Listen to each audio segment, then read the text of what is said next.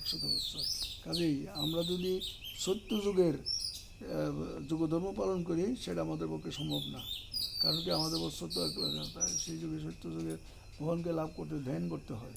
তো ধ্যান করতে গেলে তো আর সময় নেই, 100 বছরে কী।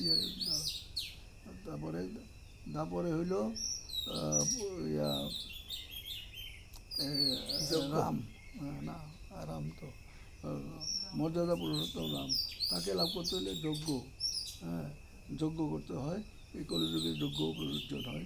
তারপরে তারপর তারপর যুগে হইল মাধুর্যের রসে শ্রীকৃষ্ণ নরলীলা করতে আসছে, তাকে লাভ করার জন্য আমাদেরকে কী করতে হবে? পূজা করতে হবে তাকে। কারণ বলা হচ্ছে মনমনা ভক্ত ভগবানের চরণে আত্মসমর্পণ করতে হবে। এবং কলিযুগের ধর্ম হচ্ছে, কলিযুগের ধর্ম হয় নাম সংকীর্তন। অন্য কোনো কলিযুগের ধর্ম হয় নাম সংকীর্তন। চারিযুগে চারি ধর্ম জীবেরও কারণ। কলিযুগের অতএব কলিযুগে নামযোগ্য সার, আর কোনো ধর্ম করলে নাই হবে পার। দিনে রাতে নাম লয় খাইতে শুইতে, তার মহিমা বেদে নাহি দিতে পারে। কাজে আমরা বুঝতে পারি বেদেও তার মহিমা দিতে পারে না। হ্যাঁ, সেই যেজন কৃষ্ণ বোধে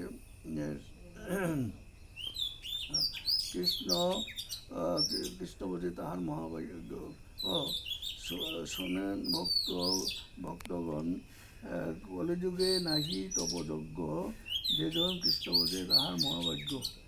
অতএব অতএব গৃহে তুমি কৃষ্ণভোজ গিয়া কুটিনাটি পুরী একান্ত হইয়া। হ্যাঁ, সুতরাং আমরা বুঝতে পারছি যে একান্ত হইয়া আমরা হরিনাম জপ করলেই আমরা এই কলিযুগের এই যুগোপযোগী ধর্ম পালন করেই আমরা পারবো। অন্য যুগের ধর্ম আমাদের পালন করা সম্ভবও না, আমরা পারবো না, বলতে যে পারি না।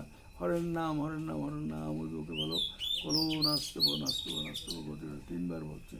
হ্যাঁ, 3 সত্য করে যেমন একটা ইয়ে হয়, সেই জন্য এটা কিন্তু আমাদের কথা, এটা কিন্তু বৃহৎ নারদীয় পুরাণের কথা। যাতে আমরা ওই ধর্মটা পালন করেই আমরা যেন ভগবানের সাথে যুক্ত হইতে পারি। এবং ভগবানের সাথে আমরা যুক্ত হইতে চাই কেন? আমাদের কী লাভ? আমরা ভগবানের নিত্য দাস, এটা যে আমরা ভুলে গেছি, সেই জন্য আমাদের এইটা জীবের ধর্ম হয় কৃষ্ণের নিত্য দাস। কৃষ্ণের প্রতিষ্ঠা শক্তি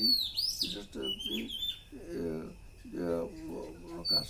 অতএব কৃষ্ণ বলি সেই জীব অনাদি মরবু, অতএব মায়া তারে দেয় সংসার দুঃখ। আমরা এই সংসার দুঃখ ভাই কৃষ্ণকে ভুলে যাওয়ার জন্য।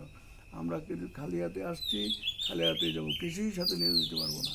তাহলে কী করতে হবে? কৃষ্ণকে ভজন করে কৃষ্ণের কাছে আমরা ফিরে যেতে পারবো।